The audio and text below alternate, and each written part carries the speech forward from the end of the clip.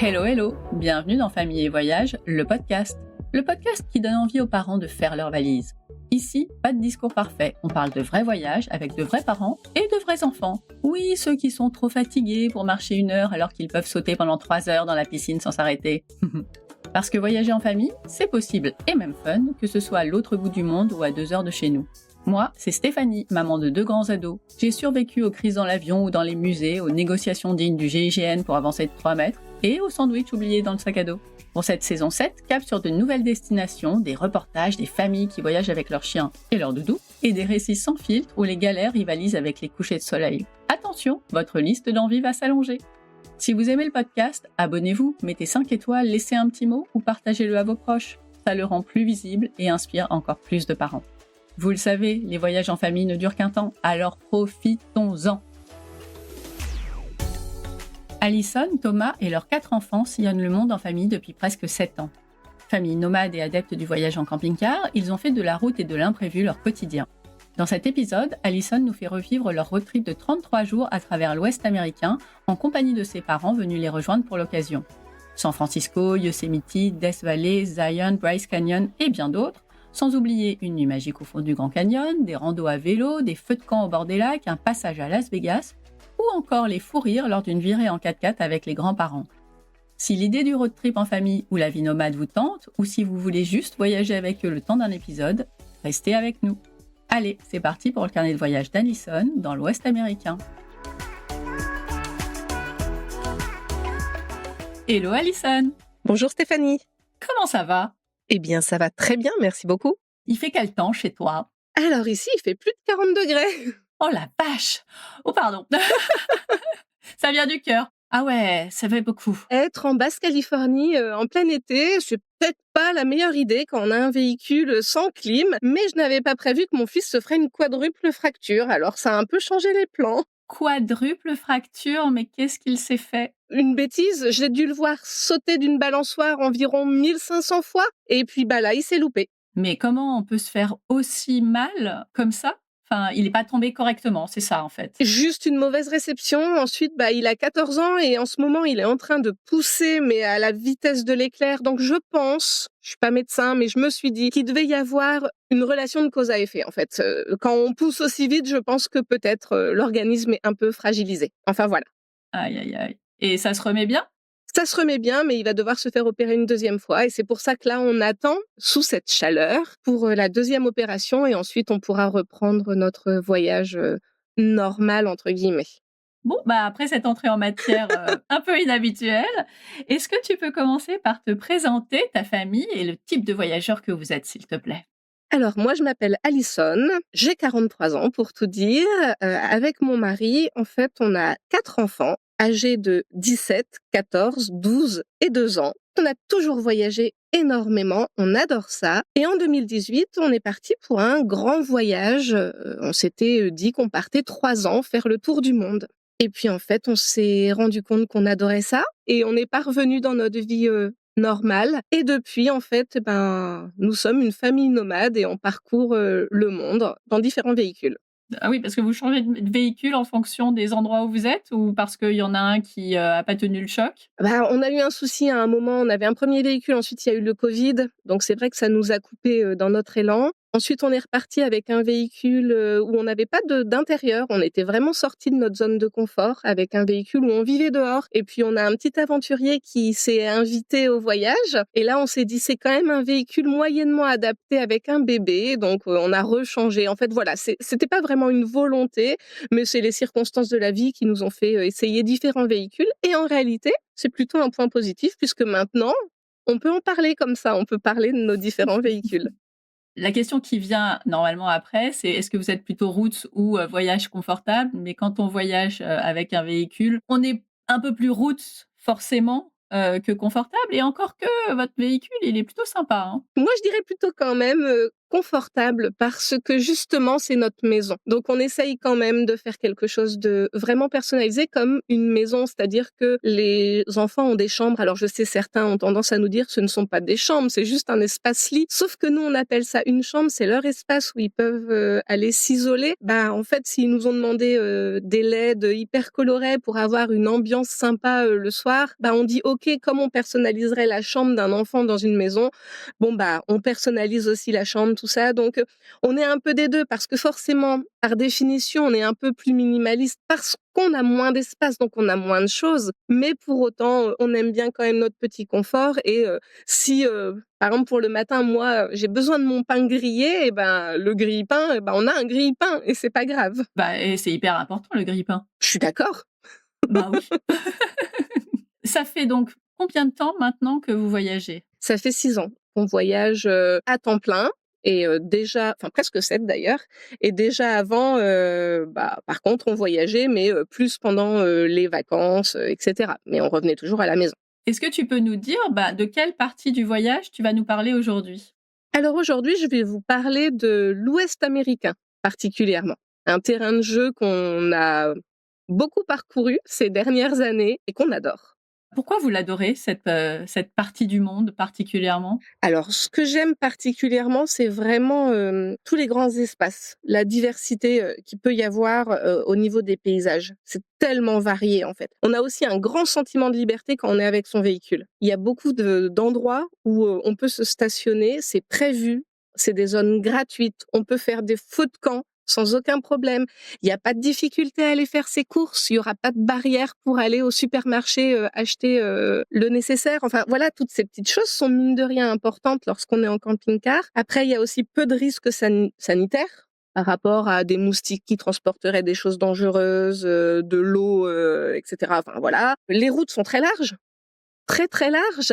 Et en C'est fait, important. quand on débute en tant que camping-cariste ou que c'est une première expérience de voyage avec un véhicule récréatif, c'est pareil. C'est un point hyper positif. Et pourtant, en fait, on est tombé amoureux de l'Ouest américain alors qu'au tout début, lorsqu'on a commencé notre voyage, si on m'avait proposé de sauter les États-Unis, j'avais tellement d'a priori sur ce pays, si on m'avait proposé de sauter les États-Unis entre le Canada et le Mexique, parce que je voulais faire le Canada, je voulais faire le Mexique, mais aux États-Unis, je n'attendais rien de ce pays. Et finalement, peut-être que c'est quand on n'attend rien qu'on est encore plus émerveillé. Parce que quand on a trop d'attentes, un peu spoilées par ce qu'on a pu voir sur des réseaux sociaux, sur des fausses croyances, parfois on est déçu.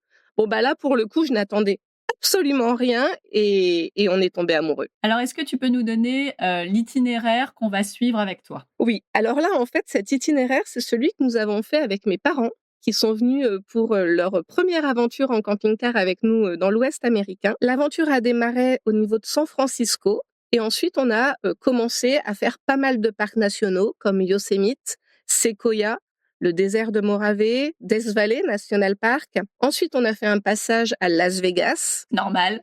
Ah, Las Vegas, il y a beaucoup de choses à dire sur Las Vegas. Je crois qu'en fait, ça ne laisse pas indifférent. Soit on aime, soit on n'aime pas, mais en général, il n'y a pas trop d'entre-deux. C'est tout l'un ou tout l'autre. Ensuite, on est passé sur le barrage Hoover, le lac Mead, Valley of Fire, des parcs comme Zion, Bryce Canyon, Capitol Reef, les Arches, Canyonlands, le secteur de la ville de Moab. Ensuite, sur la route, on passe vers Valley of the God. On passe sur un endroit qui est bien connu comme Forrest Gump Hill. Maintenant, c'est la fameuse scène où on voit Forrest Gump dans le film qui s'arrête de courir avec Monument Valley en arrière-plan. Ensuite, le secteur de Page avec Antelope Canyon ou le Lone Round Beach. Le fameux Grand Canyon. Puis ensuite, un itinéraire sur la route 66, Joshua Tree, et retour à San Francisco. Ça, c'est l'itinéraire que nous avons fait. Waouh! Et vous avez fait ça en combien de temps? Alors, on a fait ça en 33 jours avec mes parents. Je pense que ça peut se faire un peu plus rapidement parce que nous, on est aussi créateurs de contenu. Donc, il y a des jours où on roule moins parce qu'on a des montages vidéo à faire. On a du travail, en fait. On travaille sur la route. Bon, je pense quand même que c'est un gros parcours. Si on est avec son camping-car, il faut quand même compter, 3 semaines. Bien évidemment, après, il y a toujours possibilité d'enlever des petites étapes pour aller plus vite. Ils étaient avec vous dans le camping-car ou ils avaient leur propre camping-car à côté? Non, ils avaient leur propre camping-car, donc on se suivait, avec les deux camping-cars. Ouais, parce que là, ça commence à faire beaucoup quand même. Oui, puis en plus, on n'avait pas une capacité d'accueil suffisante. C'est ça. Ils sont venus en hiver, donc pas possible de se dire: «On va mettre la tente partout, ça va être trop compliqué» et puis nous, on est déjà 6 dans notre camping-car, ça aurait peut-être été un peu compliqué. Donc ils avaient le leur et du coup, ça s'est très bien passé. Intergénérationnel comme on l'aime. Voilà. On rembobine, on retourne au tout début, donc on repart, à San Francisco. Est-ce que vous êtes restés, un certain temps à San Francisco ou c'était juste le point de départ et vous êtes partis, directement? Alors en fait, comme on faisait une boucle, on savait qu'on allait revenir à San Francisco. Donc comme mon père venait de prendre en main ce véhicule et qu'il n'avait aucune expérience en camping-car, on lui a dit que c'était peut-être plus simple qu'il se fasse la main dans les parcs, les grandes routes, etc. Donc en fait, ce qu'on lui a proposé, c'est qu'on fasse la visite de San Francisco au retour. Donc finalement, on a juste passé une nuit avec une magnifique vue sur le Golden Gate, mais on n'a rien fait au niveau des visites. Et vous l'avez vu? Il était pas sous les douages? Et on a eu de la chance parce qu'on l'a vu. C'est quand même pas tout le temps, donc c'est vraiment appréciable. C'est vrai, Et j'ai dit nouage au lieu de nuage, mais on s'en fiche, c'est pas grave. C'est passé complètement inaperçu. on a compris. Eh ben, partons sur les routes, on va te suivre pour chacune des étapes. Est-ce que tu peux nous dire les paysages, évidemment, ce que vous avez fait? Peut-être qu'il y a des endroits où vous êtes restés moins longtemps et donc ça a pas forcément d'intérêt, mais vraiment, je te suis dans ton voyage. C'est toi qui mènes j'allais dire la barque, c'est pas vraiment la barque, c'est le véhicule et on a hâte de découvrir ça avec toi. Alors notre première étape, ça a été le parc national de Yosemite, alors qui est assez connu parce que c'est un endroit rêvé pour tous les grimpeurs. Alors nous, on n'est pas du tout alpinistes, mais c'est quand même un endroit hyper sympa où on commence à découvrir des monts rocheux assez imposants en fait, et puis où on peut faire de très jolies balades. Il y a également une très belle cascade assez réputée, donc voilà, ça permet de nous mettre en jambes, de se remettre aussi un petit peu doucement du décalage horaire et de commencer par des petites balades sans trop de difficultés. C'est des balades de combien de temps à peu près? Tout est variable. Il y a toutes sortes d'itinéraires au niveau de ces parcs-là. Et c'est ça qui est plutôt pas mal, puisqu'en fait, c'est complètement adapté à tout le monde et tous les âges pour les enfants. On peut vraiment partir sur des grosses randonnées qui sont à la journée avec du dénivelé et assez rude, comme on peut faire des petites balades d'une demi-heure pour aller voir juste la cascade, en fait. Donc, c'est vraiment adapté à tout le monde. Oui et puis entre, ton bébé et les 3 grands, c'est pas forcément la même motivation non plus. Alors le bébé, il suit, hein, en général, mais pour les grands, ça dépend. Ils aiment bien marcher tes enfants? Alors nous, ils sont assez habitués à faire de la randonnée, mais je dois quand même avouer que je crois qu'il y a eu un âge où c'était plus facile de les faire beaucoup marcher. Parce que souvent, c'est une fausse croyance. On se dit, on va attendre que les enfants aient grandi pour partir en voyage. Mais en fait, quand ils sont ados, c'est vachement plus dur de les motiver. En tout cas, moi, je trouve. C'est clair! Il y avait un âge autour des 10 ans où tout était simple. Là, un peu plus vieux, des fois, oui, oh, c'est bon, flemme, flemme. Oui, flemme. C'est tellement ça. Va la faire toute seule ta balade, c'est bon, Mais, je mais t'attends. complètement. Je peux rester dans le camping-car. Moi, si j'ai un écran, tout va bien. Ouais, c'est ça. Ouais, c'est des montagnes, quoi. J'en ai déjà vu. Ah bah, en plus, ils ont vu tellement de choses déjà. Alors, c'est pas faux. Mais on arrive quand même encore à les motiver sur des belles balades. Mais il faut pas leur proposer de faire quelque chose de similaire tous les jours. Il faut quand même maintenir... L'excitation. Oui. Eh ben, écoute, on continue? Ensuite, on est passé à Sequoia. Donc Sequoia, c'est ces fameux énormes arbres géants. Donc ce parc est vraiment également très très sympa. Il n'y a pas forcément besoin d'y rester très longtemps. On va dire qu'une journée, ça peut suffire pour aller voir les différents points d'intérêt de ce parc en fait. Ces arbres sont tellement, spectaculaires on peut pas leur faire des câlins tout le temps parce qu'ils sont vraiment très gros, mais c'est quand même hyper impressionnant. Oui, c'est très, très impressionnant. En plus, nous, on a fait cette découverte, ce voyage, c'était en hiver. Donc, il y avait une espèce de brume qui tombait sur les arbres. Et en fait, ça donnait une ambiance très mystique, très particulière. Et en plus, il y avait peu de personnes dans le parc. Donc, c'est pas qu'on n'aime pas les gens. Mais parfois, découvrir un endroit en ayant l'impression d'être un peu seul au monde, ça donne aussi une autre dimension en réalité. Ouais, puis, clairement, on aime bien quand il y a pas trop de monde. Parfois, ça fait du bien. Il faisait quelle température pour avoir de la brume comme ça? On était autour des 0 degrés en fait. On avait un petit peu de neige. Ah oui, carrément. Oui, oui, on avait il avait neigé, la nuit, donc la nuit, ça gelait un petit peu et puis la journée, il y avait de la neige, mais heureusement, toutes les routes étaient, praticables sans difficulté. Bon, et ben on quitte Sequoia alors pour la prochaine étape. La prochaine étape, en fait, c'est sur la route, on passe dans le désert de Morave et il y a un endroit, c'est un petit arrêt sur la route qui s'appelle Trona Pinnacles. C'est pas très connu. En fait, ce sont des formations géologiques un peu particulières qui sont un peu uniques. D'ailleurs, il y a eu pas mal de films tournés à cet endroit-là. Donc nous, on a décidé d'y faire un petit stop. Et c'est pour ça que notre voyage a pris 33 jours aussi, puisque nous, c'était pas juste un petit stop de quelques heures, on y est resté 2 jours en réalité. Pourquoi pas? Voilà. Et ça, c'était sur la route pour aller jusqu'à Death Valley. Donc Death Valley, la fameuse vallée de la mort, où on peut voir des paysages très variés comme un lac asséché, donc maintenant il y a juste une étendue de sel. On a aussi pas mal d'informations sur l'histoire de l'exploitation du borax. Les attelages de 20 mules et 2 chevaux, c'est ce qui permettait de transporter le borax dans Qu'est-ce que le c'est le désert. borax? Le borax, c'est une substance qui s'utilise dans plein de produits, les savons, la lessive, enfin pour plein de choses en réalité. Donc voilà, Death Valley par contre, l'hiver c'est pas mal parce qu'on a une température assez douce. C'est peut-être un petit point où il faut faire attention, si c'est un itinéraire qu'on envisage l'été, on a facilement des températures à plus de 50 degrés, ça peut être très rude. Ouais, c'est pas une bonne idée. Non, ça, voilà, faut choisir sa période. Ah, il est pas mal ce parc quand même parce qu'il y a vraiment des choses très différentes. Il y a un endroit qui s'appelle Artiste Palette. Donc vous êtes là face à des petits monts et puis ils sont de différentes couleurs avec des lignes rouges, vertes. C'est vraiment très très joli. C'est un beau parc à découvrir, mais peut-être un peu plus difficile si on envisage d'y aller l'été. Autant, il y en a qui sont accessibles, mais celui-là, il est vraiment particulier. Donc, c'est peut-être pas la bonne période de toute façon l'été pour faire les parcs, sur la partie ouest. J'aurais envie de dire qu'effectivement, hors période de vacances, ça peut toujours être mieux. Maintenant, je sais qu'on a tous des contraintes différentes en fonction de l'école, etc. Et parfois, on n'a pas trop le choix. Maintenant, sincèrement, ça peut quand même se faire, même l'été, sauf peut-être Death Valley. D'ailleurs, dans le contrat de location de mes parents pour le camping-car, en fait, il y avait bien une ligne spécifique qui précisait qu'ils n'avaient pas le droit d'aller à Death Valley en été. Bon, nous, on n'y était pas du tout. Parce qu'en fait, c'est trop rude pour la mécanique des véhicules. Ah ouais, si, même pour les véhicules, c'est compliqué, on imagine pour le corps humain. Enfin, faut faire très attention et d'autant plus si on a des enfants en bas âge. Bon, Death Valley, oui, mais pas l'été. C'est plus dur l'été, effectivement. Ensuite, on est passé à Las Vegas. Cette ville qui fait beaucoup parler, en fait. Alors nous, on adore. Nous, on adore. Mon mari aime beaucoup jouer au poker, donc aller s'asseoir sur une table de poker à Las Vegas, Ah, c'est sympa. forcément, c'est plutôt sympa. On y est resté 3 jours pour découvrir le vieux Vegas. Enfin voilà, toutes les petites choses qu'il y a à découvrir. Et mes parents ont vraiment beaucoup aimé.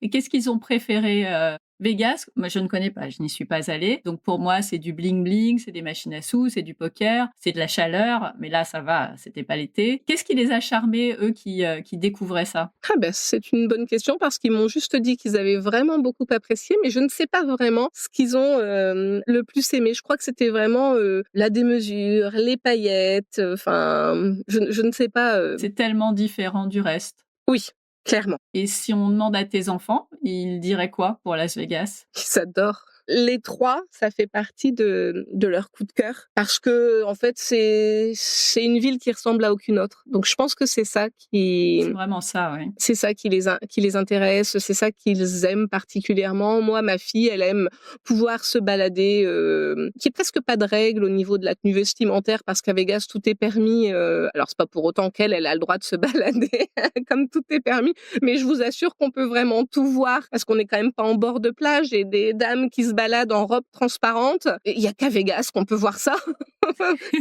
Très sincèrement, je crois qu'on peut voir ça nulle part ailleurs. Ouais, c'est particulier. C'est très particulier, mais voilà, il y a une ambiance. Alors, je me verrais pas y vivre pour toujours, mais voilà, pour un passage, c'est une ville hors du temps. Quittons Vegas pour la prochaine étape.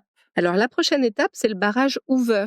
ce fameux barrage qui est en fait une centrale hydroélectrique qui crée du coup le lac Mead, qui est un lac artificiel du coup créé avec le barrage. C'est une construction qu'on peut visiter. Donc c'est vraiment un ouvrage très pointu. En fait, c'est une prouesse d'avoir réussi ce barrage et c'est très intéressant d'aller le visiter. Alors là, c'est pareil, c'est une petite étape finalement sur tout l'itinéraire. On va pas y passer plusieurs jours, mais c'est assez intéressant de faire la visite en chemin. Et puis c'est pareil, ça permet en fait d'avoir des visites complètement différentes entre villes, strass, paillettes, nature, œuvres architecturales en fait. Enfin voilà, c'est plutôt intéressant de varier les découvertes.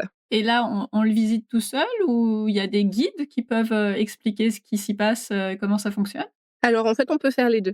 C'est-à-dire que si on reste sur l'ouvrage au-dessus, et cetera, et qu'on fait ces petites recherches par nous-mêmes, voilà, on peut le faire en autonomie. Et il y a également la possibilité de prendre les services d'un guide qui va pouvoir expliquer un peu plus en profondeur la construction et le fonctionnement du barrage. Pour ceux que ça intéresse. Tout à fait. Et ensuite, donc, on a repris la route vers Valley of Fire. Donc là, c'est un state park. C'est vraiment des roches très flamboyantes, très rouges, des zones où il y a des pétroglyphes qui sont là depuis des milliers d'années, donc des peintures rupestres en fait. Et il se traverse ce parc et c'est vraiment très très joli. Et c'est vraiment aussi une spécificité de ce secteur de l'Ouest américain, c'est qu'il y a aucune difficulté pour traverser le parc, se garer même avec un gros véhicule. En l'occurrence, là, c'était 2 gros camping-cars et il n'y a pas de problème, en fait. On peut vraiment s'arrêter facilement aux différents points d'intérêt. Donc là, oui, c'est encore très différent de ce que vous avez déjà vu jusqu'à présent. Oui, oui, oui. Ah ouais, non, mais de toute façon, ils sont tous différents. C'est pour ça que c'est un terrain de jeu que je trouve assez intéressant, parce que ça change beaucoup et ça permet aussi de garder l'intérêt des enfants. Parce que c'est bête, mais quand c'est trop redondant, en général, je dis bon, ok, j'ai vu ta roche rouge, mais maintenant on passe à autre chose. Oui, mais là c'est le Grand Canyon. Oui, mais c'est de la roche rouge. Je caricature, mais c'est un petit peu ça quand même, quoi. Et c'est ce qu'on pourrait imaginer quand on connaît pas. C'est vrai. Alors que là, ça nous permet de faire des choses différentes. Même si forcément, il y a un petit endroit où on enchaîne plusieurs parcs avec de la roche rouge, ça reste quand même un peu différent. Donc, c'est intéressant. En tout cas, ils ont pas râlé après un parc en disant c'était la même chose en fait. Non, non, non. Ils ont râlé un tout petit peu à Zion et j'expliquerai, c'est le prochain parc. Donc, D'accord, très bien, transition. voilà, après Valley of Fire, on est passé à Zion National Park. Et Zion, c'est un parc, ok, encore avec de la roche rouge orangée. Par contre, sa spécificité, c'est qu'il y a toute une zone qui est fermée à la circulation des véhicules et on peut l'emprunter soit en navette. La navette est gratuite pour visiter cette partie. Mais par contre, ils ont ouvert l'accès à des vélos. Donc en fait, on peut prendre nos vélos ou on peut louer des vélos. Et en fait, nous, on a loué des vélos électriques pour faire toute cette zone. Et ça, les enfants ont trouvé ça génial. Nous, on avait trouvé un loueur qui louait à partir de 12 ans. Donc, on était tous en vélo électrique, sauf notre petit dernier qui était derrière nous dans un siège. Mais du coup, les enfants, ils ont trouvé que c'était un moyen très sympa, assez ludique et différent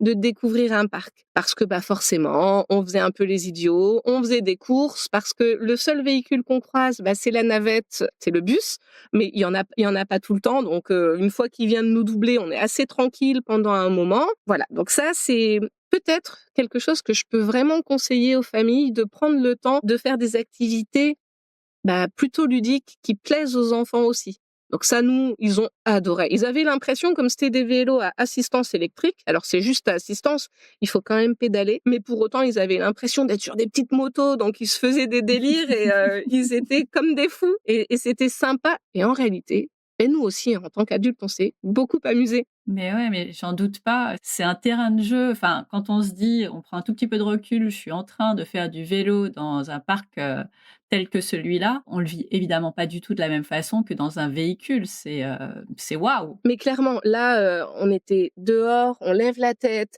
il y a de la roche, c'est majestueux, c'est autour de nous, il y a le cours d'eau qui passe. On se dit: «Oh, c'est génial, en fait, c'est incroyable, l'expérience, elle est dingue». Et à Zion, il y a une autre activité qu'on a faite en famille et qu'on a beaucoup aimée, c'est une randonnée qui s'appelle The Narrows. En fait, c'est une randonnée. Alors, on peut normalement la faire toute l'année, mais sauf si le débit d'eau est trop important, parce qu'en fait, on marche dans le lit de la rivière. Donc, il y a pas mal d'endroits où on est complètement dans l'eau et il y a pas d'échappatoire. Et ben, encore une fois, c'est une façon de faire une randonnée qui est très différente. Et donc là aussi, on s'est beaucoup amusé et on a beaucoup apprécié le fait de marcher directement dans l'eau. Ah bah, ouais, ouais, c'est tellement, enfin, c'est très différent comme tu le dis et c'est vraiment chouette ce qu'ils font dans ce parc, dis donc. Ils multiplient les activités. Oui, du coup, étrangement, c'est un parc, les premiers passages, on était complètement passés à côté parce qu'on n'avait pas pris le temps de s'arrêter pour le découvrir en vélo. Bon, on n'avait pas pu faire cette fameuse randonnée parce que c'était une période où il y avait la fonte des neiges plus haut et du coup, le débit était trop important, donc c'était trop dangereux, on ne pouvait pas la faire. Mais là, cette fois-ci, on a pris le temps de le découvrir et c'était un vrai bonheur réellement. Sauf, je disais que les enfants avaient râlé, c'était là parce que j'ai peut-être un petit problème, moi, c'est que j'ai toujours, quand on part en randonnée, je veux aller au bout, je veux faire le plus possible, je veux tout voir. Et ça, c'est mon délire à moi. Mais les enfants n'ont pas du tout la même philosophie. En fait, eux, ils auraient préféré qu'on fasse demi-tour plus tôt, parce que cette randonnée-là, c'est pas une boucle, c'est un aller-retour. Et c'est là où c'est plus dur pour moi, parce que quand c'est une boucle, on n'a pas le choix. Il faut la faire. Mais lorsque c'est un aller-retour, bon moi je veux aller le plus loin possible avant de faire demi-tour. Et en fait, c'est vrai que ça m'a fait prendre conscience. Pourtant, ça fait quand même 6 ans qu'on voyage à temps plein. Et là, pour la première fois, j'ai vraiment pris conscience que parfois, il valait peut-être mieux en faire moins pour profiter plus. De pas vouloir, parce que là, je leur disais, comme ils m'avaient dit, bon, si on fait une randonnée pendant 3-4 heures, c'est correct, mais maman, pas plus. On avait dit qu'on faisait qu'une petite balade. Ok. Donc moi, dans ma tête, je me suis dit, si on n'a que 3-4 heures, faut marcher vite, vite, vite pour aller le plus loin possible. Sauf que ça, c'était mon délire à moi et finalement, on a moins profité de moments ensemble. Donc voilà, peut-être parfois, ne pas forcément vouloir tout voir, mais juste se dire que ce qui est important, c'est juste de profiter de l'instant présent en famille. Et que si on a fait une ou deux découvertes de moins, c'est pas forcément très grave parce qu'en plus, on se rend compte en discutant avec les enfants sur des vieux voyages, sur ce qu'on a déjà fait, que parfois, ce qu'ils gardent, c'est pas forcément tous les lieux spécifiques, le fait d'avoir tout validé sur une liste. Non, ils se souviennent parfois de petits moments, d'un truc que nous, on a oublié parce que c'était sans importance, mais eux, c'est ce qu'ils ont retenu de cet épisode-là, en fait. Donc voilà. Oui, quand on est en famille, il faut que tout le monde y trouve son compte et c'est pas toujours évident. Non, c'est pas toujours évident, c'est vrai. On apprend de nos Bah, erreurs. oui, oui, oui. Ah bah, c'est clair. Quand on veut bien se donner la peine d'y repenser et de s'adapter. Tout le monde le fait pas forcément, mais c'est ça aussi le voyage en famille, c'est que soit si on veut que ça se passe bien, il faut, s'adapter, parents comme enfants, pour que tout le monde, ait de bons souvenirs. Mais, il faut avoir cette démarche parfois de comprendre pourquoi ils n'ont pas aimé et cetera et cetera. C'est vrai que parfois c'est pas facile, mais bon maintenant, ce sont des ados, ils ont pas toujours leur langue dans leur poche, alors bon, maintenant ils savent le dire, pas toujours très délicatement, mais bon, maman, là on est allé trop loin, hein, là on en a marre. OK, Soyons clairs. OK, OK. Bon, ensuite après Zion, nous sommes passés à Bryce Canyon. Le parc de Bryce, c'est un parc que nous adorons, qui est vraiment très très sympa. Alors je mettrais peut-être une petite étoile ou quelque chose juste pour dire attention si vos enfants sont vraiment en bas âge. Il est un peu en altitude celui-là.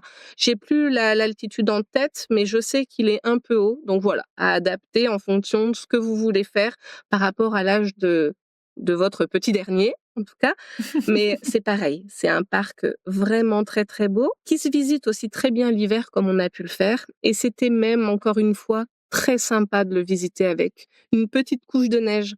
On voit quand même ces grosses structures parce que Bryce Canyon, ce sont des houdoux, une roche comme des cheminées verticales. Et puis en fait, là, il y avait de la neige posée à certains endroits.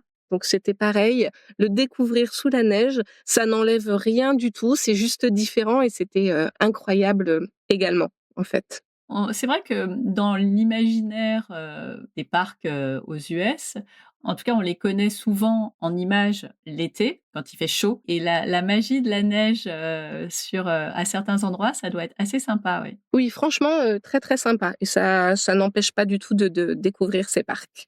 OK, et ben, on continue alors. Ensuite, nous sommes passés à Capitol Reef, un très joli parc, encore un peu de roches rouges. On a enchaîné avec le parc des Arches. Bah, comme son nom l'indique, vous allez pouvoir y voir différentes arches. Il y en a une très connue qui est la Délicate Arche. Il faut faire une petite randonnée pour y accéder, qui monte pas mal, mais qui vraiment vaut le coup. Et enfin, nous, c'est vraiment un secteur qu'on adore parce que là, on arrive dans un secteur où il y a une concentration de plusieurs parcs. Donc, il y a les Arches National Park, il y a Canyonland National Park, le Dead Horse Point, c'est un state park celui-là, et la ville de Moab. Donc là, voilà, c'est vraiment quelque chose qu'on peut découvrir en 2 jours. On peut faire toute cette zone. Donc les Arches, très jolies. Lorsqu'on est en saison, il y a des petites restrictions parce que c'est pas un très grand parc. Donc il faut réserver sa place, sauf si vous rentrez très tôt avant les horaires de restriction ou si vous rentrez un peu plus tard. Mais bon, voilà, même en saison, finalement, ça peut se faire,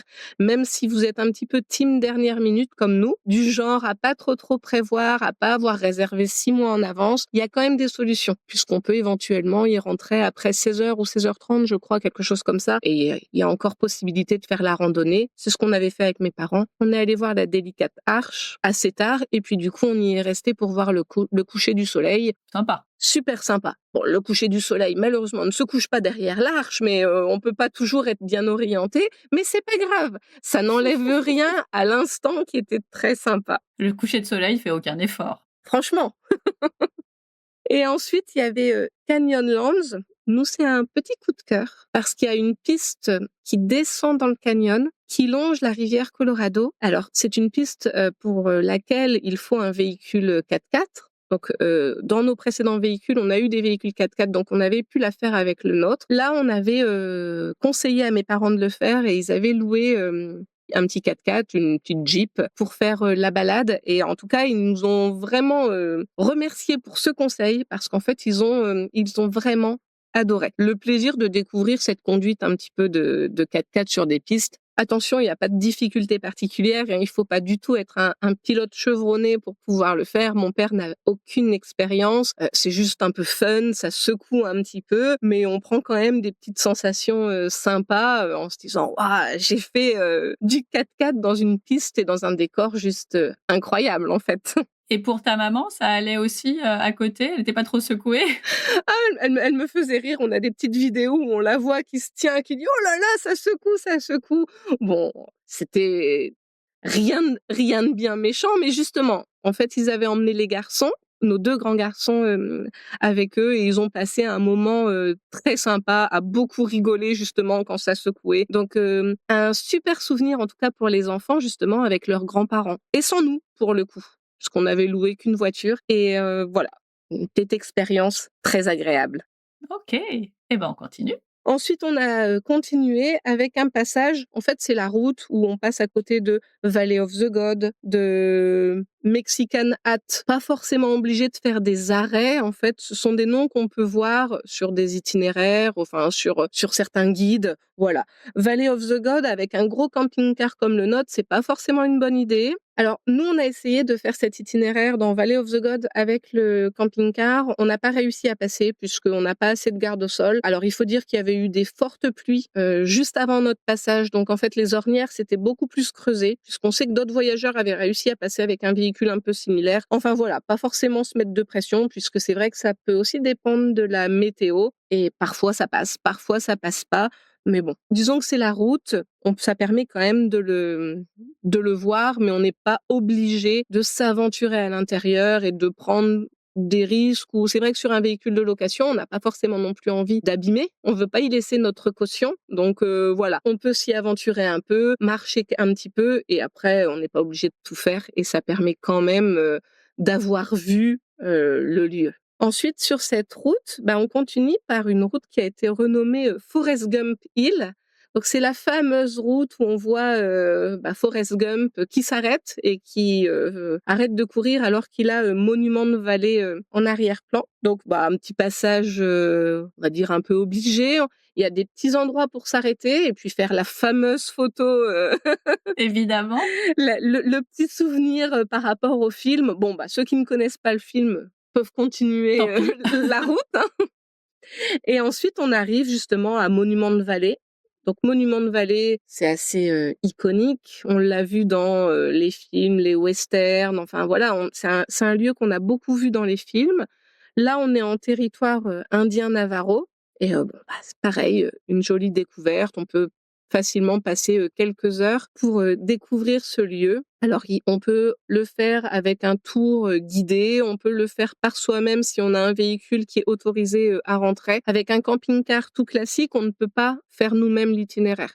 Mais voilà, il y a certaines options. Alors, parfois, c'est un petit peu cher. On n'est pas non plus obligé de rentrer dans le parc, de faire toute la boucle. C'est pareil, ça, on peut complètement adapter par rapport à son budget et à son temps également. En tout cas, on en voit déjà une partie sans rentrer dedans. Exactement. On en voit une partie sans rentrer dedans. Il y a aussi une randonnée possible juste à pied. Alors, on paye quand même l'accès au parc, mais on peut tourner autour des premiers espèces de gros monts. Donc voilà, différentes options s'offrent à nous pour découvrir ce lieu, comme je le disais, quoi.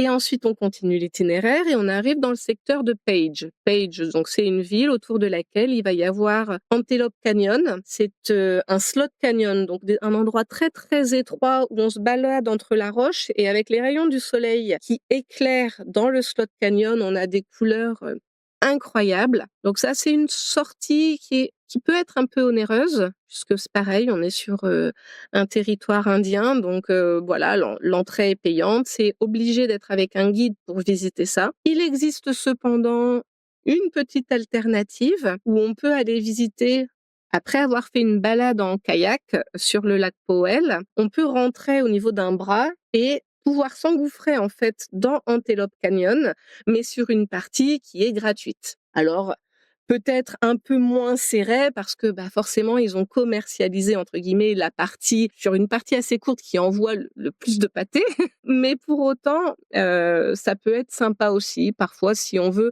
avoir plus de temps pour faire des photos en famille, pour découvrir le lieu tranquillement, pouvoir faire un pique-nique à l'intérieur du Slot Canyon, parce que forcément lorsqu'on est sur la visite guidée, c'est plus chronométré en fait, hein. On est dans le truc, on doit avancer, on fait les photos vite fait et on avance parce que derrière il y a un autre groupe. Et puis le kayak, c'est chouette aussi. Oui, le kayak c'est assez chouette. Alors nous, dans notre camping-car, on avait nos propres kayaks gonflables, donc en fait ça nous a vraiment rien coûté. Mais si on n'a pas son kayak, il y a quand même possibilité de louer le kayak, donc ça peut être une expérience sympa. À ne pas faire par contre s'il y a beaucoup de vent, parce que c'est difficile de sortir du bras qui s'engouffre dans le canyon en fait. Voilà, c'est une activité à faire s'il fait beau et si le temps le permet.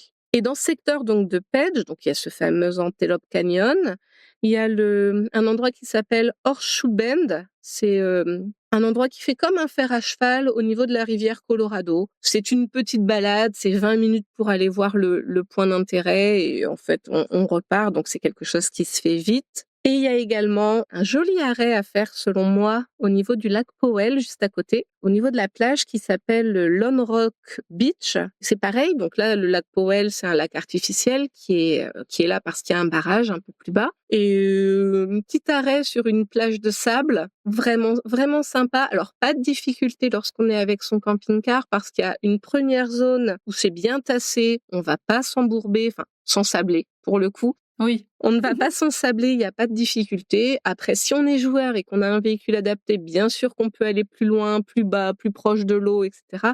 Mais en fait, peu importe où on se situe, l'arrêt est vraiment sympa et on peut admirer sur place des couchers de soleil qui sont mais juste incroyables, qui se reflètent sur l'étendue d'eau du lac. Enfin, voilà. Sympa. Un endroit fort sympathique pour passer une petite soirée avec un petit feu de camp en regardant le coucher du soleil. Parce que ça, c'est quelque chose, quand je parlais de liberté, un peu sentiment de liberté, Aux États-Unis, on a le droit de faire des feux de camp, mais presque partout. Alors, il y a 2-3 endroits où c'est interdit et du coup, c'est précisé, en fait, quand vous rentrez sur le lieu. Mais les Américains le font très souvent, en fait. Ils prennent leurs pierres, ils font leur fire pit, enfin leur petit feu de camp. Et puis, en fait, on passe des bons moments en famille. On finit par griller quelques chamallows et la soirée est parfaite. Évidemment, ça va avec. Exactement. Du coup, ensuite, on a continué notre route pour arriver au Grand Canyon National Park. Forcément, le Grand Canyon, c'est grandiose. Il y a des systèmes de navettes pour découvrir tout le long de la faille, en fait, le canyon. Nous, on a eu l'occasion de faire une grosse randonnée pour descendre dans le Grand Canyon. La rando qui s'appelle la South Kebab Trail et ensuite pour remonter la Bright Angel Trail parce qu'en fait, c'était justement une boucle et pas un aller-retour. Et en fait, on avait réservé parce que tout en bas, au niveau de la rivière Colorado, il y a un camping où on peut passer la nuit pour faire une étape. Et du coup, on a dormi en bas et c'est un super souvenir. C'est une aventure vraiment incroyable de descendre tout le Grand Canyon parce qu'en fait, on s'y attend pas, mais en bas, il y a une flore assez luxuriante et on n'imagine pas du tout ça lorsqu'on est tout en haut en train de regarder puisque forcément on n'a pas de visuel. Et puis cette petite étape pour dormir le long de la rivière Colorado, ça fait partie de nos coups de cœur, vraiment. C'était un moment hors du temps, on avait une nuit étoilée juste incroyable puisque forcément, il n'y a pas de pollution lumineuse, on est en pleine nature et puis on se dit je suis en train de dormir en bas du Grand Canyon, le long de la rivière Colorado avec une nuit étoilée de dingue. Enfin voilà, c'était magique. Ouais, c'est sympa. C'est pas forcément connu et ouais, ça change de ce que vous aviez fait avant, ça doit être un moment assez fort, effectivement. Très, très fort. Alors c'est une grosse rando par contre, parce que c'est quand même 25 kilomètres sur les 2 jours et la difficulté, forcément, c'est qu'on a le dénivelé négatif d'un seul coup et le lendemain, on remonte donc le dénivelé positif d'un seul coup également. C'est quand même 1400 mètres de dénivelé, donc ça reste quelque chose de physique quand même, beaucoup de kilomètres et tout ça. Mais on en garde un excellent souvenir. En fait, le voyage nous a appris ça. C'est que parfois, lorsque c'est quelque chose pour lequel on a eu des difficultés, où on s'est vraiment donné, on garde un meilleur souvenir de cette découverte. En fait, j'ai un peu de mal à exprimer ce que je voulais dire là. Parfois, on s'est rendu compte qu'on a découvert des lieux, mais incroyables, incroyablement beaux, mais qui sont juste, on se stationne, on marche 10 minutes, on va voir le lieu. Waouh, c'est grandiose, c'est beau. Puis on repart à la voiture et on repart. C'était beau, mais ça nous marque pas autant que lorsqu'on se donne les moyens d'arriver à un endroit où on en a rêvé, c'est dur. On fait une randonnée difficile, mais on sait, on va aller chercher notre nuit en bas, à côté de la rivière Colorado, et on aura fait cette randonnée incroyable. Ok, on idéalise un peu, on en rêve, on arrive, on en profite, et ça nous a à chaque fois plus marqué. Et lorsqu'on demande aux enfants leur moment préféré, à chaque fois, depuis qu'on voyage avec eux, il y a un effort physique plutôt associé aux meilleurs souvenirs. Ça donne une autre dimension, en fait. Quand c'est trop facile, alors, je remets pas du tout en cause le fait de rendre des points d'intérêt accessibles aux personnes à mobilité réduite, etc. Bien évidemment, c'est top. Et c'est tant mieux. Et c'est tant mieux. Sauf que parfois, on passe un peu plus à côté du lieu et de la magie du lieu parce qu'on en arrive à faire de la consommation rapide. On se gare, on y va. Ouah, c'est beau, allez, next, point suivant. Et voilà, je trouve que ça change un petit peu notre façon d'appréhender et d'apprécier le lieu. Enfin voilà, Je suis d'accord. la rando dans le Grand Canyon, vraiment une rando magique, incroyable, mais quand même très physique. Vous avez mis combien de temps pour descendre et remonter? En fait, on l'a faite sur 2 jours pleins. On l'a faite 2 fois cette rando en réalité, au fur et à mesure des années. Une fois, sur une seule journée. Donc la fois d'après, on s'est dit, «On va la faire sur 2 jours» et c'est là qu'on a dormi en bas. Mais en réalité, avec l'équipement, le réchaud, la nourriture, plus de choses pour passer la nuit, les sacs de couchage, les matelas et tout ça, en réalité, je sais pas si c'est vraiment plus facile sur 2 jours parce que la remontée, comme on a plus de poids dans le sac à dos, je l'ai trouvée, tout aussi difficile. Ouais, mais tu pas, passé la nuit à cet endroit, Non, assez magique. et ça, on en garde un très, très bon souvenir. Et ensuite, ça commence à toucher à sa fin, c'est-à-dire qu'on est passé par les villes de Williams pour rejoindre la ville de Kingman. Et là, en fait, c'est une portion de la route 66. Donc, il y a des petites découvertes comme un village dans lequel il y a des ânes en liberté, Othman, enfin voilà, c'est la route 66. Et ensuite, on a terminé par Joshua Tree, donc c'est un national park dans lequel on peut voir des arbres qui s'appellent les Joshua, une espèce de cactus. C'est pas vraiment un cactus, enfin, je vais dire des bêtises, je crois. Un arbre bien spécifique, en fait. Et puis, nous, on a ensuite repris la route pour retourner à San Francisco. Et là, on a pris le temps de découvrir San Francisco. Sur l'itinéraire initialement prévu, on avait quand même prévu un passage à Los Angeles avec Hollywood, l'Observatoire Griffith, le Walk of Fame, enfin forcément les étoiles, ou Venice Beach, Santa Monica et tout ça, ou des parcs comme Universal Studios ou Disney. Mais avec mes parents, on n'a pas eu le temps de le faire. Et c'est vrai que nous, on n'est pas super amoureux de la ville de Los Angeles, mais c'est personnel. On l'a déjà faite. Et on passe un petit peu à côté. C'est un peu moins ce que nous aimons. Mais voilà, ça reste une possibilité au niveau de cet itinéraire. Et ensuite, ce qui est possible si on a fait Los Angeles, c'est de remonter par la route 1, qui est une route côtière le long du Pacifique. Il y a un endroit où on peut s'arrêter et voir des éléphants de mer. On s'arrête sur la plage et il y a plein d'éléphants de mer. Donc voilà, ça peut être sympa. Mais comme nous, on avait un petit peu trop de temps. Après Joshua Tree, on est remonté directement au niveau de San Francisco et pas du tout de regret d'avoir pris le temps en fait. C'est pas grave, justement. On a pris le temps, on a bien profité, on s'est arrêté parfois, on n'a pas fait l'itinéraire complet qui était initialement prévu, mais ça n'a pas d'importance en fait. On a profité des instants et c'était le principal. Plutôt que de pas avoir le temps de profiter pour se dire j'ai encore ça à boucler, non. Voilà.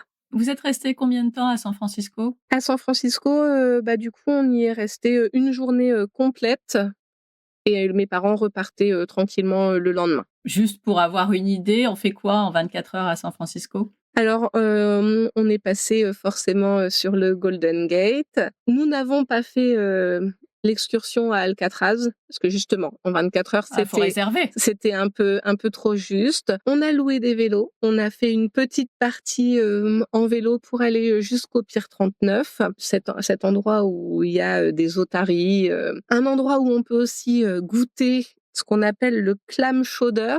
C'est une spécialité de San Francisco. C'est une soupe de palourdes qui peuvent vous servir dans un gros pain. C'est une grosse boule de pain et ils mettent la soupe directement dedans. Alors, soyons honnêtes, on s'en met un petit peu partout quand on arrive à la fin, mais c'est hyper bon. Voilà, donc une petite spécialité à découvrir sur place. Voilà, vraiment, vraiment très sympa. Et puis, on s'était baladé forcément dans les rues très pentues, jusqu'à la fameuse rue en gros zigzag. Voilà, on est allé voir le cable car, ce fameux tramway. C'est comme un tramway. Comme un tramway qui est tiré par un câble, mais au niveau du sol. Voilà, en 24 heures à San Francisco, c'est ce que nous avons fait. Voilà. Ok, waouh, quel voyage dans la nature de l'Ouest américain. Vous en avez pris plein les yeux pendant un peu plus d'un mois. Un petit peu plus d'un mois, oui. C'est vrai que on voulait vraiment profiter du passage de mes parents pour leur faire découvrir, puisque mes parents ne sont pas des grands voyageurs, donc on voulait leur en mettre plein les yeux. Bon, ça a été réussi. Ça a été réussi, ils en parlent encore. Ça n'a pas été trop dur pour eux de repartir après avoir été avec vous pendant un mois, alors qu'ils ne doivent pas vous voir très souvent? Non, alors c'est vrai qu'on se voit pas souvent, mais non, je crois qu'ils ont vraiment apprécié leur voyage, mais ils ont apprécié également de rentrer chez eux et de retrouver leur petite routine et de dormir, de se reposer après ça. Bon, on va passer au guide pratique. Alors, on va un peu l'adapter au voyage en camping-car. Est-ce que tu peux me dire combien de kilomètres à peu près vous avez parcouru pendant ce voyage? Beaucoup. On a fait environ 5000 kilomètres, mine de rien.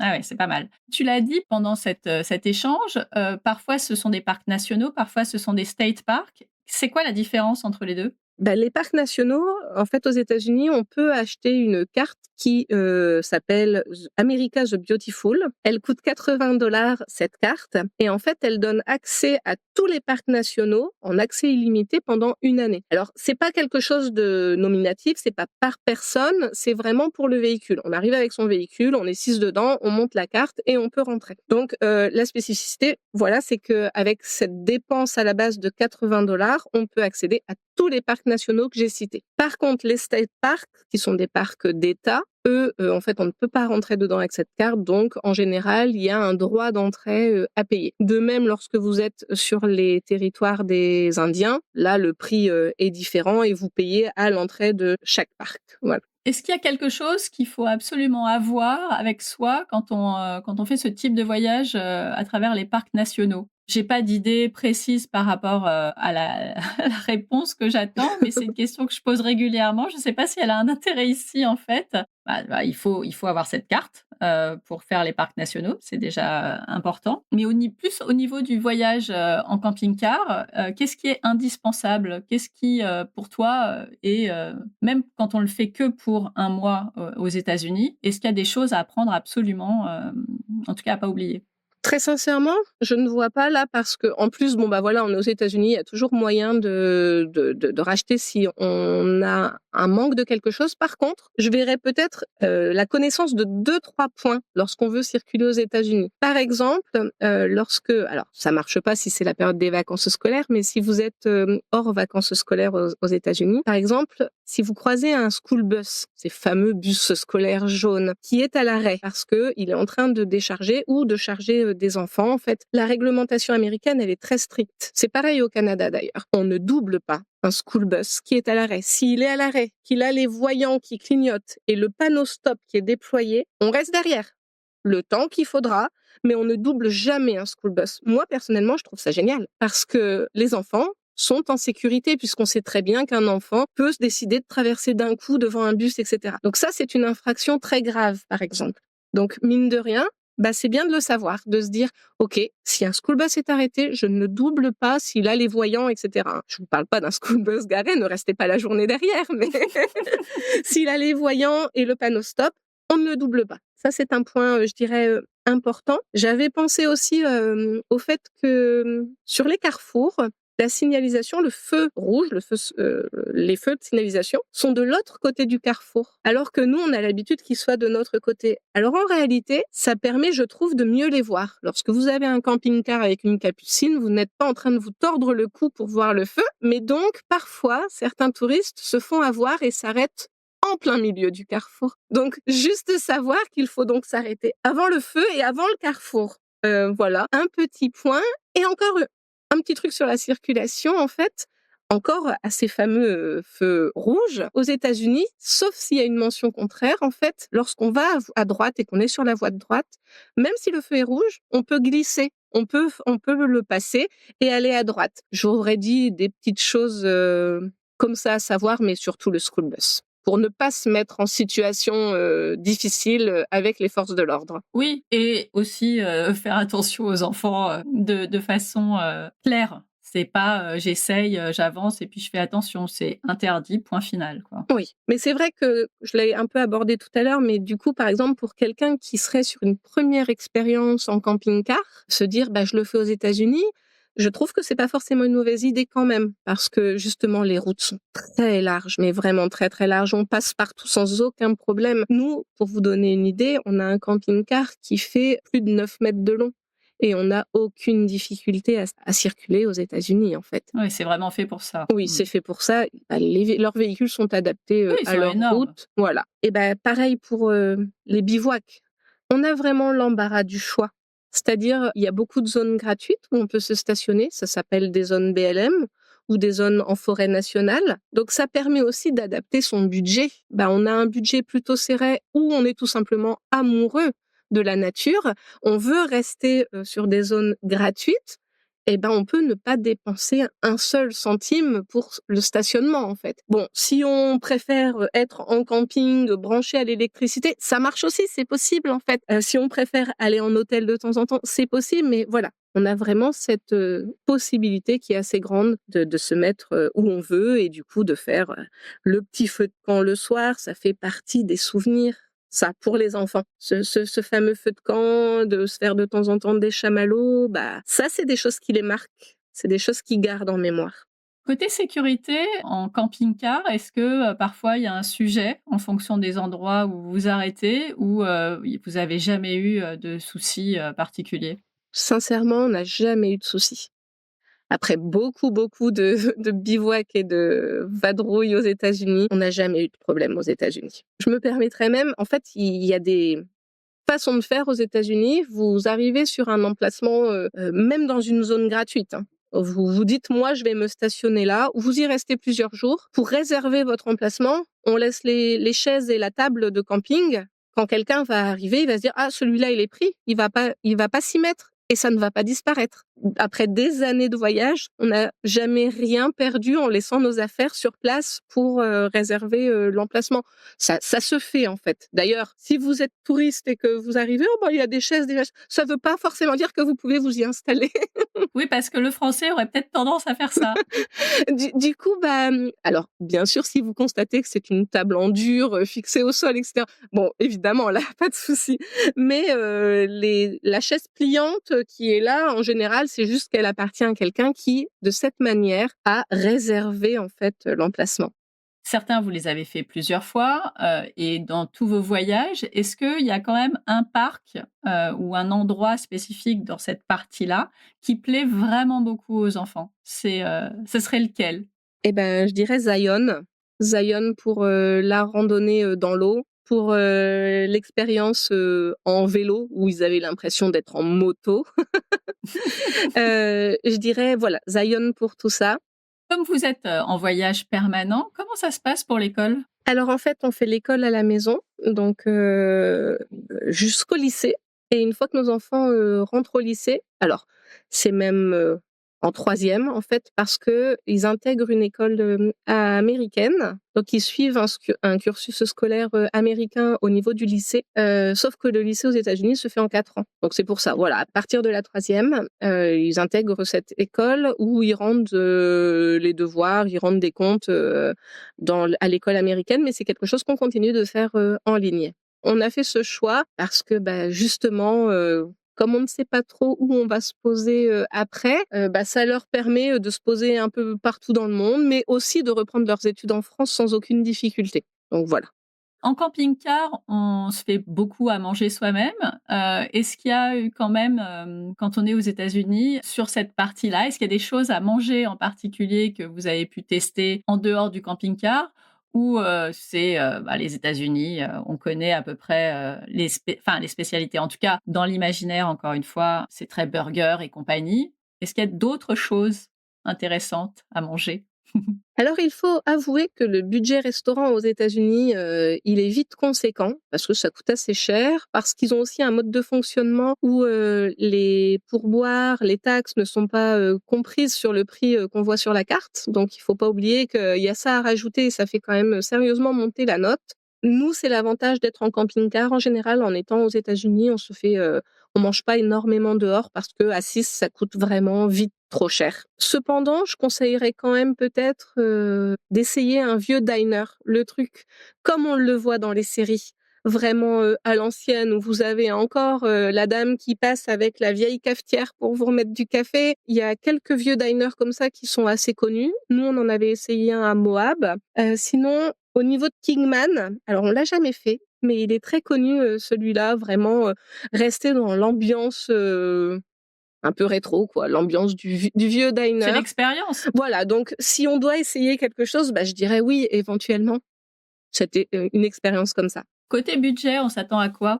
Bah, moi, par exemple, j'ai les chiffres de la location de camping-car de mes parents. Ils avaient payé 2 525 € pour 32 jours de location, en sachant que c'était, hors période. C'était vraiment, pendant l'hiver, donc ça peut bien monter, en été, je pense. C'est beaucoup et en même temps pas tant que ça, je dirais, presque. Parce que parfois dans certains campings, même en France, ça monte vite en fait, certains mobil-homes. Ensuite, c'est très variable parce que justement, si on fait très attention, qu'on se fait à manger soi-même dans le camping-car, qu'on mange très peu dehors, on va avoir un budget alimentaire qui sera peut-être juste un tout petit peu au-dessus du budget en France au niveau de l'alimentation. Et bon bah après il y a toutes les visites, mais c'est pareil. Si on arrive à se stationner sur des endroits gratuits, il y aura que les visites. C'est une question assez difficile parce que je trouve que, enfin, j'ai croisé des voyageurs qui arrivaient à ne presque pas dépenser d'argent, hormis le billet d'avion et la location du véhicule, et après à vivre un peu comme ils vivraient en France et avoir pratiquement le même coût. Et puis bah il y en a d'autres, si on mange tous les jours dehors, etc., qu'on fait des grosses activités et qu'on paye beaucoup de choses, ça peut vite exploser. Donc je pense quand même que du coup, en camping-car, on peut limiter les dépenses. On sort de ce voyage. Est-ce que tu aurais une anecdote, un truc qui t'est arrivé lors d'un de tes nombreux voyages et dont tu te serais bien passé? La dernière en date, c'est forcément la quadruple fracture Ben oui. de notre fils. Bon, j'en ai déjà un petit peu parlé, mais je dois avouer qu'on s'en serait bien passé. Ah bah oui, j'imagine. Lui le premier. Lui le premier, tout à fait. J'ai pas vraiment d'anecdote. Après, c'est le Covid, on s'en serait bien passé. Mais ça, je pense qu'on va tous dire la même chose, peu importe notre situation. Nous, on venait d'attaquer l'Amérique du Sud. On venait de faire un shipping, on était arrivé avec notre véhicule après l'Amérique du Nord. On arrivait en Amérique du Sud pour aller jusqu'à Ushuaia. On venait de commencer, on était en Colombie quand c'est arrivé. Donc forcément, on s'est retrouvés coincés. Les frontières terrestres sont restées fermées plus de 18 mois, donc on a fini par rentrer en France et tout ça. Voilà, ça c'était une mauvaise expérience, mais bon, celle-là, personne ne l'avait vu venir. Votre prochaine destination? Alors là, actuellement, en fait, on est au Mexique. En réalité, je rêve justement d'Amérique du Sud. Je rêve de finir ce qu'on avait commencé et qui a été interrompu. J'aimerais beaucoup que ce soit l'Argentine, la prochaine destination. Mais justement, on est en plein pour parler parce qu'on avait dit l'Amérique centrale, mais je sais pas. Il y a un truc qui me dit qu'il faut que ce soit l'Amérique du Sud. Quelle destination aimerais-tu découvrir sur le podcast? Oh, je ne sais pas. Mais c'est pas forcément, une destination, enfin, c'est pas par rapport à ce que j'ai déjà fait, c'est toi, quel type de destination t'aimerais découvrir, et je vais te dire si je l'ai ou pas, ou si on va lancer un appel à conversation. L'Australie. J'aimerais savoir plein de choses sur l'Australie. Eh bah, j'en ai déjà sur l'Australie, mais c'est tellement vaste, ce territoire que, j'aimerais bien en avoir d'autres sur, des endroits un peu moins visités, un peu moins connus. Donc on lance l'appel à conversation. OK. Pour finir, ma question, signature du podcast, ça veut dire quoi pour toi voyager en famille? Qu'est-ce que tu aimes particulièrement dans ce vous, c'est plutôt un mode de vie. Oui, nous, c'est devenu un mode de vie. En fait, j'aime, découvrir des lieux et pouvoir partager ça avec les enfants. C'est pas seulement découvrir quelque chose d'incroyable, c'est pas seulement aller voir un beau musée et en apprendre, c'est justement se servir de cette découverte pour qu'on ait, plein d'échanges sur le sujet. Les voir s'émerveiller, en fait. Parce que oui, je disais que parfois ils râlaient un petit peu comme ados et tout ça, mais heureusement, ils arrivent encore à s'émerveiller. Quand je les vois dire: «Oh, on est bien là. Ah, c'est magnifique», ou je vois notre petit dernier qui a juste 2 ans, il me fait rire parce qu'il y a certaines choses, il voit certaines choses et puis il est là: «Waouh!» Et ben, tout ça, en fait, j'adore. Et même si parfois ça demande beaucoup plus d'organisation, c'est pas parfois, c'est tout le temps, ça demande plus d'organisation, c'est parfois plus compliqué. On met plus de temps à se préparer pour aller en balade, faire un trek, et cetera. On a plus de choses dans les sacs, et cetera. C'est comme ça que je préfère voyager, c'est avec les enfants. Pour tout cet échange, pour les voir s'émerveiller, pour les voir découvrir tout ça, j'ai vu leur ouverture d'esprit se développer vraiment. Voir les choses différemment, ne pas juste être centré un petit peu sur leur petite vie d'écolier et prendre conscience de plein de choses dans le monde par rapport à plein de situations, la pauvreté, soyons honnêtes, forcément quand on voyage beaucoup, on est aussi témoin de beaucoup de choses tristes. C'est vrai aussi, mais voilà, la pauvreté, le dérèglement climatique, enfin peu importe ce que c'est en fait, de la pollution, tout ça. Et je pense que ça les fait beaucoup grandir, ça les fait évoluer. Et voilà. Dernière question, si nos auditeurs te cherchent, où peuvent-ils te trouver? Alors nous, on peut nous trouver sur les réseaux sociaux, au niveau d'Instagram, au niveau de YouTube, puisqu'on partage régulièrement nos aventures sur les réseaux sociaux et on s'appelle Nesta, Nesta, autour du monde. Nesta, en fait, c'est un acronyme qui représente nos 5 initiales, donc Nathéo, Enoa, Saona, Thomas et Alison. Bon, maintenant, on a un aventurier de plus, mais on n'a pas changé notre nom. Voilà, c'était le nom initial. J'espère qu'il râlera pas quand il comprendra. Oh, bah, je ne pense pas. Merci beaucoup, Alison, pour ce super carnet de route dans l'Ouest américain. Eh ben, avec plaisir. Ça m'a fait vraiment plaisir de partager tout ça. À bientôt! À bientôt!